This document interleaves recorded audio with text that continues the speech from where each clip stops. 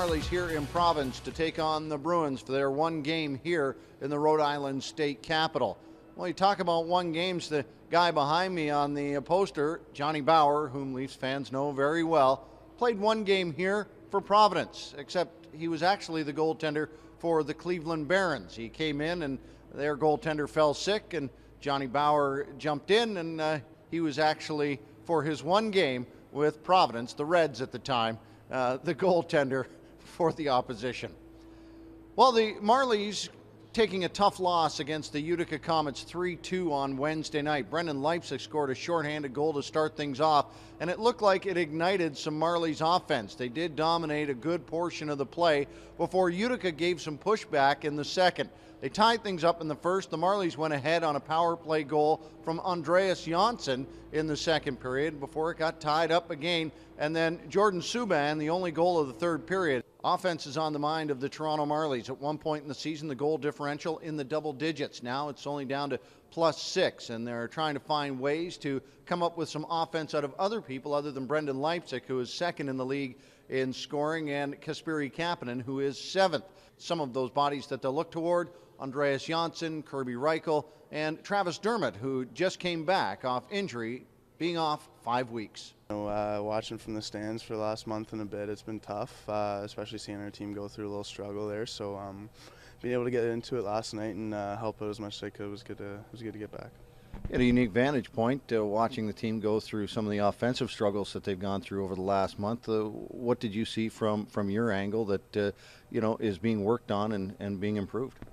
It's just little things that we need to work on. We're all over them on practice, so just little system things just to make sure that we're getting every opportunity that we can, and just making sure that defensively we're doing everything that we can to make sure we have a lot of offense time as well. So we're working hard on that, and I'm sure we'll get on top of it.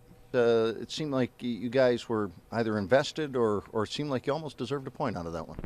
Yeah, I think we played hard for the most part, but we fell short obviously, and it wasn't the result we were looking for. But if we continue to play the right way and do the little things right, we'll be successful more than not. You look at some of the offensive troubles that the team has been in over the last month or so. What are you guys working on to make sure that you get those in tight shots? Yeah, obviously that's something we need to work on is putting more goals on the board, and I think we just got to keep putting more pucks on the net and banging away. I mean, that's how you score goals in pro hockey is at the crease and below the hash marks. How tough is that to keep that in mind, bearing in mind that the opposition is doing everything they can to keep you from doing that? But how tough is it to keep that in mind during the game and during the pace of play? Yeah, it's hard. Obviously. The D are good in this league, and even better in the NHL. And it's tough to get to the net, and it's a lot different from junior. And I think that's something. Obviously we have a lot of young guys here, and the more we go along, I think the better we'll get at it. Even though you don't pick up the victory last night, is there some positive moments that you can pull out of that game? Yeah, I think we worked hard.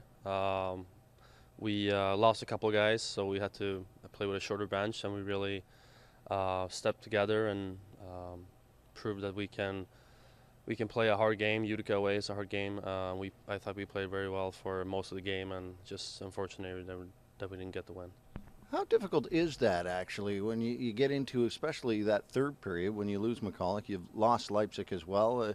You guys came up with a solid third period. How was that adjustment? You just got to play a little smarter with the puck. You can't be stuck out there for a minute 30 playing D zone, because you just get too tired in the end. But I think we did a solid job with trying to play the smart and right way. Some great goaltending over the years here in Providence, including guys like Eddie Jockman and Gump Worsley and Harry Lumley, who was the youngest goaltender to start in the National Hockey League. I think he was 17 years of age. Providence up next for the Marlies Friday night, and then Hartford on Saturday.